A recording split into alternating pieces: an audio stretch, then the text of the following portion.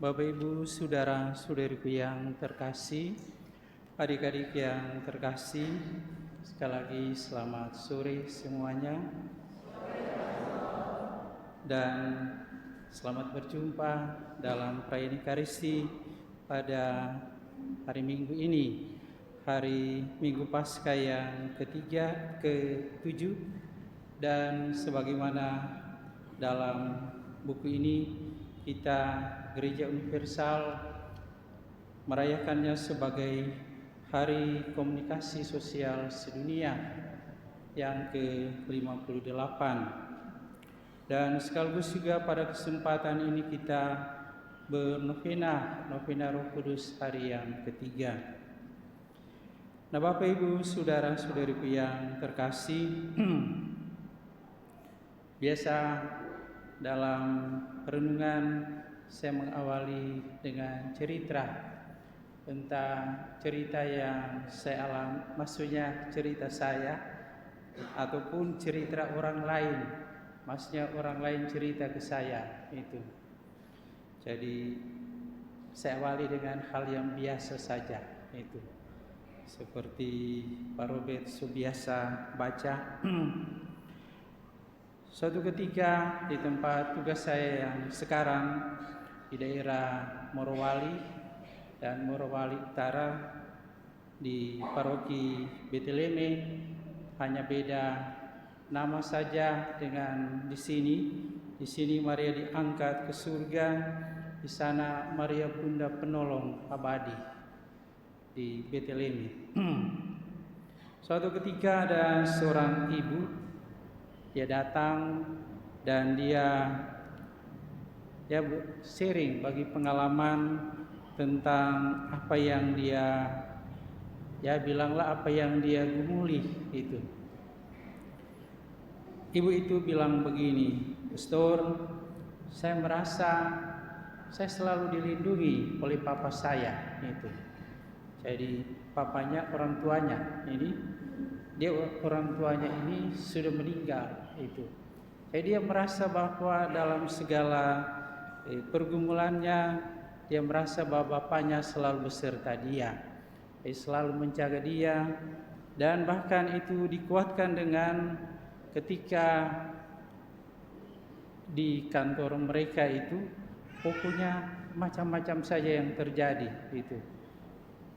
Yang lain teman-temannya mulai kemasukan, lalu bahkan ada yang kemudian menurut cerita mereka itu sepertinya sudah diatur tahun ini satu, tahun depan satu, jadi yang berturut-turut yang meninggal itu. Tahun ini laki-laki, tahun depan perempuan, jadi di kantor mereka itu.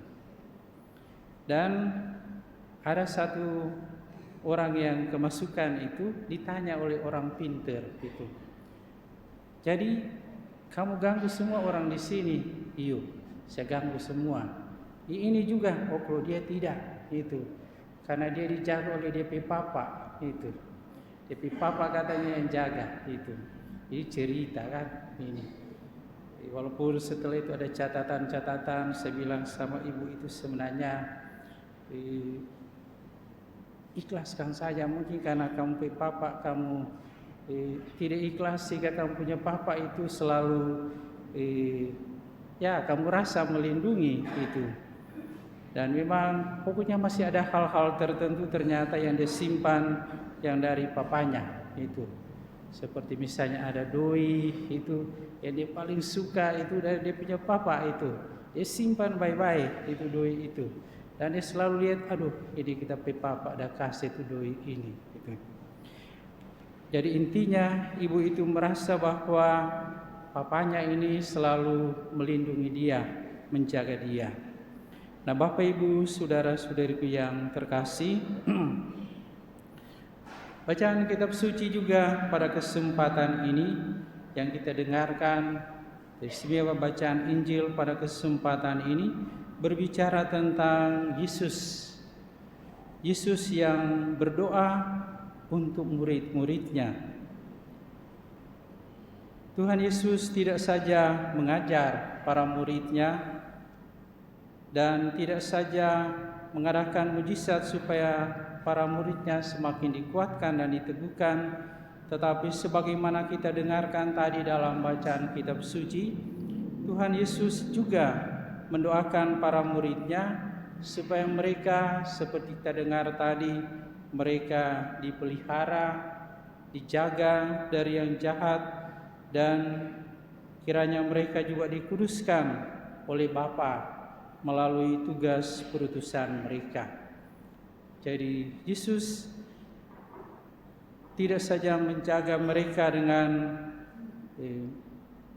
menyampaikan sabdanya, mengajarkan mereka, ataupun juga dengan mujizat-mujizat, tetapi juga mendoakan sebagai tanda bahwa Dia selalu menjaga dan menyertai mereka. Dan saya rasa inilah bukti bahwa Yesus sejak bersama dengan para muridnya di dunia sungguh sangat mencintai para muridnya.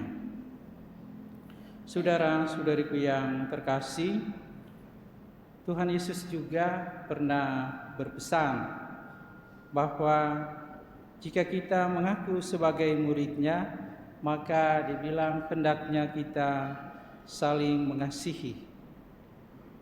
Maka salah satu bentuk atau ciri khas dari pengikut Kristus yaitu kita diajak untuk saling mendoakan. Karena mengapa? Yesus sendiri pernah memberikan teladan dengan mendoakan para muridnya, dan tentu juga dengan demikian Kristus menghendaki supaya kita juga saling mendoakan satu sama lain. Nah, biasanya di dalam permenungan yang saya buat itu, kalau sudah ada yang di atas cerita, lalu sudah ada sedikit cerita tentang kitab suci, maka biasa langsung apa yang menjadi pesan bagi kita semua. Rasa Ibu Linda mungkin masih kenal kan itu. Bagi saya ada dua hal yang menjadi pesan bagi kita semua. Yang pertama, bahwa Tuhan selalu menyertai kita. Dari bacaan kitab suci, ketika Tuhan Yesus bersama para murid, Dia selalu mengajar dan mengadakan mujizat. Dan ketika hendak berpisah, Tuhan Yesus mendoakan mereka. Saya rasa inilah salah satu bukti bahwa Tuhan selalu menyertai kita. Karena dikatakan dalam bacaan tadi, Dia mendoakan semua. Jadi termasuk kita juga didoakan oleh Yesus sebagai tanda bahwa Dia selalu beserta kita. Dan yang kedua, kalau Tuhan Yesus menunjukkan kasih-Nya melalui doa, maka tentu juga Tuhan menghendaki supaya kita saling mendoakan sebagai tanda atau sebagai bentuk ungkapan bahwa kita adalah murid-Nya. Saudara-saudariku yang terkasih, inilah dua hal moga-moga boleh menjadi inspirasi dalam kehidupan kita, bahwa Tuhan selalu beserta kita, tapi Tuhan selalu mengajak kita pun juga menghadirkan kasih-Nya lewat doa-doa kita. Tuhan memberkati kita semua. Amin.